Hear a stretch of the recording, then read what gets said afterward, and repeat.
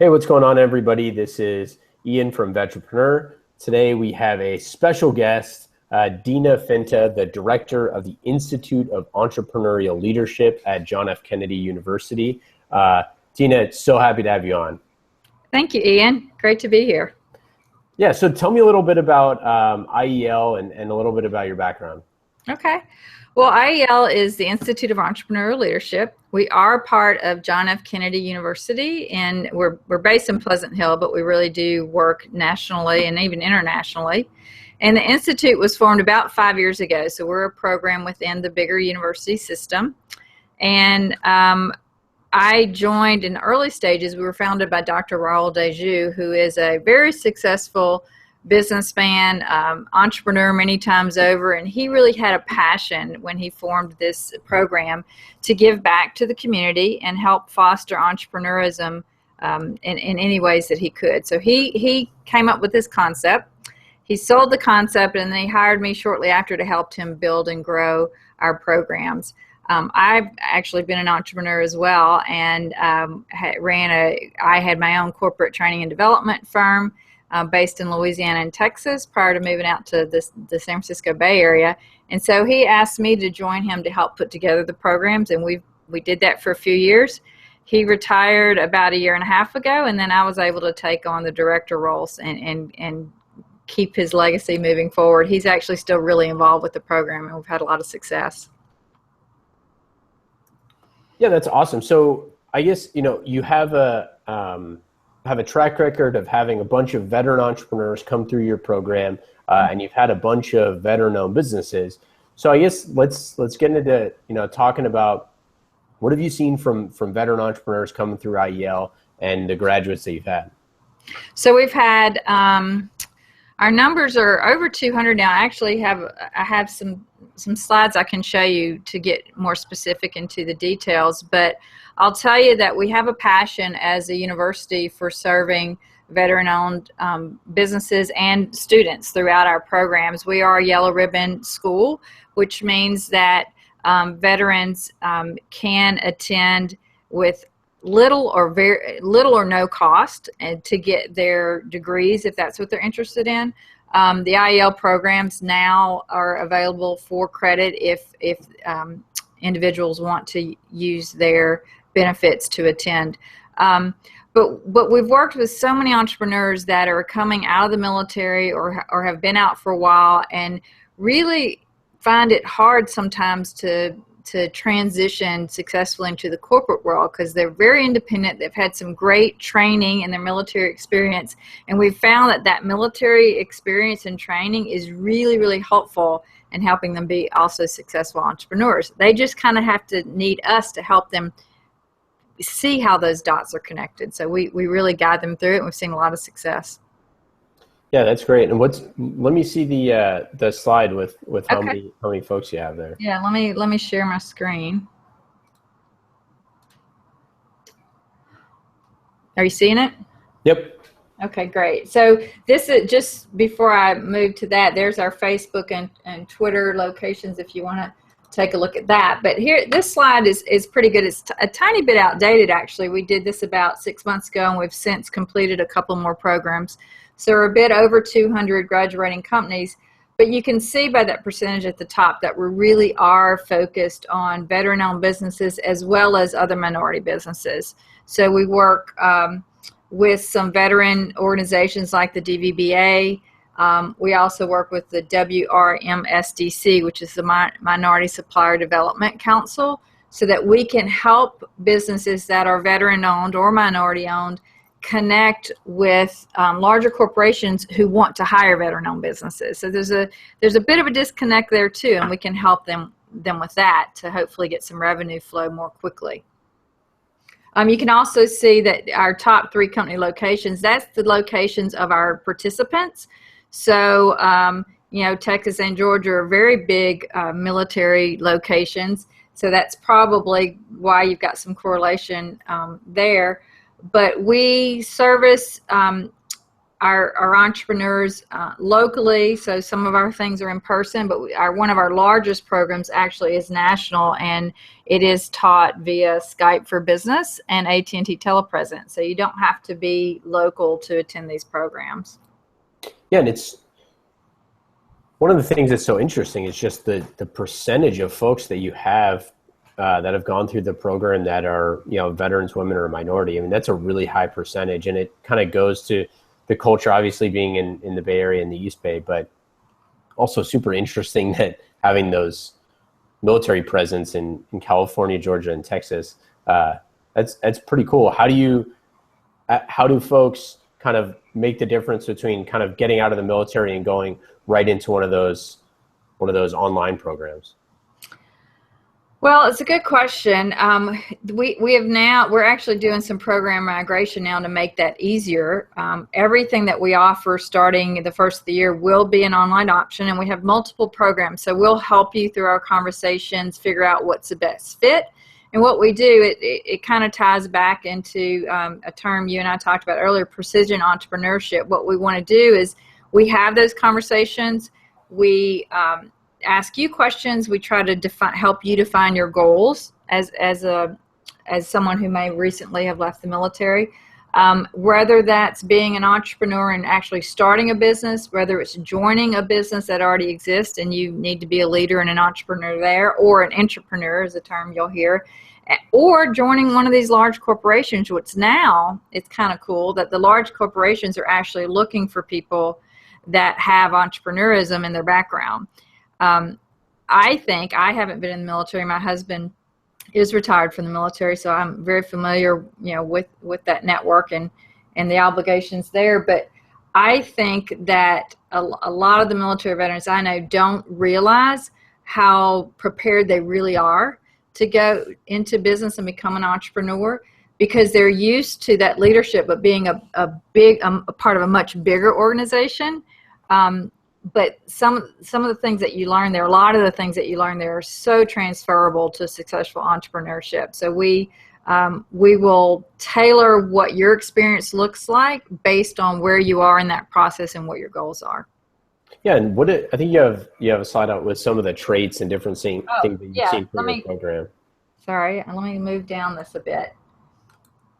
So here's a question we get a lot. We talk about a lot, actually, are entrepreneurs born or made? And you can see here that, born really is talking about traits, and then made are the acquired skills. And it really is a combination of both.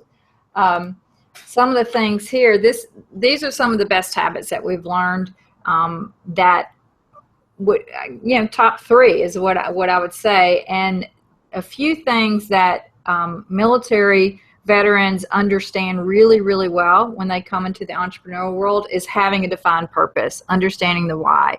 And that's really interesting. I'm also an instructor and a mentor in the program, and that top one, which seems super basic, is probably the one that non-military entrepreneurs struggle with the most.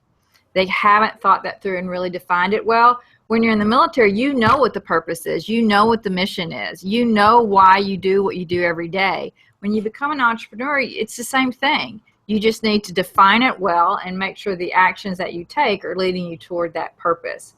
The other thing, the second bullet, surrounding yourself with the best, obviously clearly applies to the background in the military, and then telling the story. This one, the third one, the best habit at the top, I would say is probably where some of our military entrepreneurs struggle the most, because this almost crosses over into, it does cross over into the selling of your idea, the selling of yourself.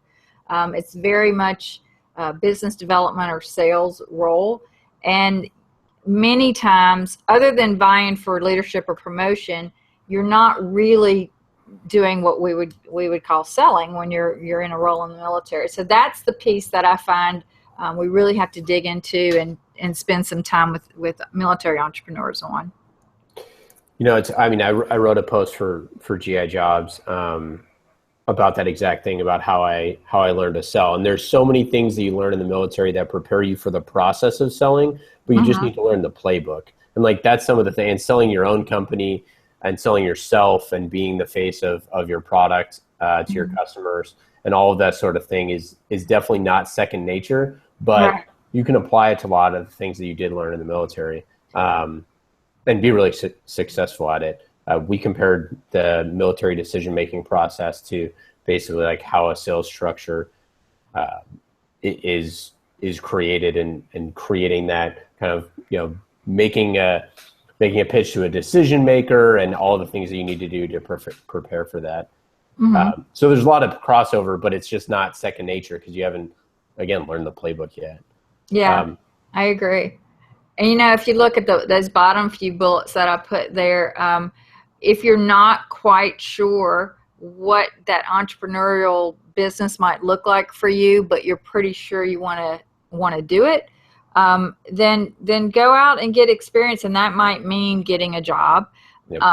Many times, entrepreneurs that come out of the military will take what they did in the military, especially we see it a lot in the security space, and go straight into taking that experience into a business. So that's helpful. And then that network piece, I mean, that's an amazing opportunity, as you know, if you've been a military member and you're a veteran now, you already have a network. You now have to build that network by getting introductions into, with new business leaders and people that are successful in the space that you want to be in. Yeah, absolutely. All right, let me scroll down here. Can I talk just a minute about how we fit into the entrepreneurial ecosystem here? Yeah, absolutely. Okay, so our goal really is to create that ecosystem for the people who become part of our programs. We know that mentoring is really, really important piece of the development of a business or of a leader, of a sales process, any of those things. Most entrepreneurs can't afford to hire a big staff of high-level executives that have high-level experience. So we'll help empower these entrepreneurs through mentors that are part of the program. So that's one-on-one mentorship. So you'll come to a discussion or a lecture, and then when you leave, you're going to have a one-on-one conversation or hang out with a mentor that has been chosen specifically to help you meet your goals. So we have a big pool of mentors. So that's a really important part. And then we keep the connections going. So people who have been in this program 4 years ago are still talking to us and offering mentorship to people that might be new and coming into it. I do want to mention again that we are, it is John F. Kennedy University, but we're part of a bigger system, which is the National University System. We offer all of the academics that you would expect that we offer, but we specifically, as I mentioned early, focus on serving veterans, which is the Yellow Ribbon program that I mentioned. That's where you can come for low or no cost. And also Hispanic serving institution now. That means at least 25% of our student base has a Hispanic background. And we are a non-for-profit university, so we really do want to give back. So this is an example of how we're doing that. Yeah, and I think another thing too, that for veterans, there's not that many programs out there where if you're interested in entrepreneurship, you can use your GI Bill. So that's it's a pretty interesting advantage to be able to do that. And I know that there's legislation, and I don't know where it's at right now. I probably should off the top of my head, but that's one of the things that has been a huge focus of trying to get programs that are putting the resources in their hands. And it's cool that you do that. Yeah, you're right. Yeah, we're working with some of the organizations that are working to make that happen. And then, as you know, in a lot of the states, California being one of them, they do have the set aside dollars that once you are an entrepreneur, that our large companies, the publicly held companies, are required that a piece of their spend be spent with veteran-owned businesses. And that's not easy. That's not easy on both parts. It's not easy for the entrepreneur, the veteran, to find those opportunities. It's not easier for companies wanting to hire veteran entrepreneurs to find the right one that's a good fit. So we spend some time there. We actually invite a lot of those companies to be involved with our specific programs for introductions and presentations and things like that. So we make a lot of those connections, then we kind of step out of it and let it progress naturally over the course of the business life cycle. Yeah, and for Novoba members, it's a no-brainer to be able to tap into that supplier diversity community. Mm-hmm. And with programs like IEL, if you've never gone through a formal program, or maybe if you went through one a few years ago, and just to tap back into the network of folks that are maybe outside, specifically if you're in your backyard, which is wherever it is in the country, and that's where your business is, having that network on the other side of the country, or maybe it's closer to you, might be a good fit. Yeah, I agree. We see that pretty often. Yeah, I agree. The network's a big part of it. This is just kind of a fun picture of one of our classes that just finished recently. But I did want to share a quote here. The Erica Courtney, the quote that I have up there is one of our veteran-owned businesses. She's an entrepreneur that she was based in the Bay Area, but is now based in D.C., Washington, D.C. Her business is called 2020 Vet, so you can go take a look at her website if you're interested in that. But I just wanted to share her quote because it really validates that that the experience for her was really helpful. The point I'll make here is Erica was already in business, so even if you're already in business, if you're a veteran-owned enterprise, we have a program that we call Business Growth Acceleration Program, and that's because you're in business, you have a revenue flow, you might be profitable, but you're probably not hugely profitable yet at that early stage, and you're kind of stuck at like, how do I get to the next level? So people like Erica join the program, and we help put together a growth strategy, and we mentor through that process. She's completed the program, and she's experienced some growth, and she's doing well. But so we can focus on pre-startup or pre-launch, but we also have found that there's a big need for existing businesses to take it. Maybe I'm at 3 million, and that sounds okay. But how do I get to 6, or how do I get from 6 to 16, and beyond? So that's a really important part. And I think that it's something like it's like you guys have generated, or that those programs have generated like $1.7 billion, or the companies that have gone through those generate like $1.7 billion of growth, and hire like over 4,000 employees. And I'm probably burying the lead there, but that's the sort of thing that probably should have put that on the top. But that's the sort of thing that getting your company to the next level is really cool, that you have those resources, not just for people who are starting out.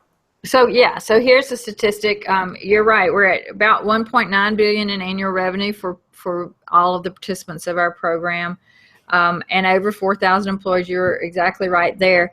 But here's the interesting thing. The percentage of growth year over year, and this isn't projected, this is actual growth, is 23%. Wow. And that's far beyond the national average for small business growth. So I think that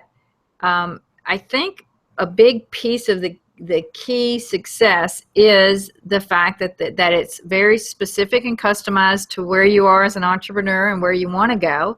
And then once we understand that, then we work together, you with the instructor team as well as the mentors, to help you put a specific plan of action in place and then to follow through. And then we also help you figure out, all right, I'm going through this plan of action, but it's not working. Okay, so when's the right time to pivot or to change or to walk away? There are people who come through the program who decide that they don't want to do this, or this is too hard, or it's not a good fit, or whatever the reason, so they actually walk away from the business. Not a high percentage, but in my mind, I think that's a success. If you can get out before you spend 2 more years and $200,000 to figure that out, I think that's okay. So we see that happening as well. Yeah, it's funny you say that. During Vetrepreneur Week, we had John Panichone, who runs Vet to CEO, and he said, I think it's like 81% of people who come in the top of his program end up dropping out.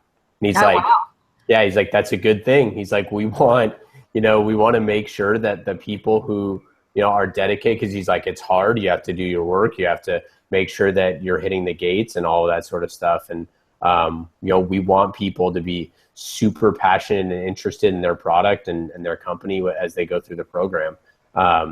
It's very different, it's a different type of program than what you're working on, but it speaks to that, that is a win because you kind of learn about yourself and your company. Yeah, that's true. And another, on that same line of thinking, we, in the growth strategy course, we provide, I guess assignments is that's a little more formal than it really is, but guidelines for actions you should be taking to move your business forward toward growth. But we don't ask you to turn that in and be graded. This isn't an academic program. We ask you to use that as a guideline and a discussion reference for your discussions with your mentors. And you know what? If you don't do it, then you're wasting your time, and you're wasting the time of everybody involved. So I really try to balance, especially with the growth acceleration class, given the right tools and the resources. But if you don't have the drive and the passion to use those tools, then you're probably in the wrong spot. So that's kind of when we see people fall out, to our earlier discussion.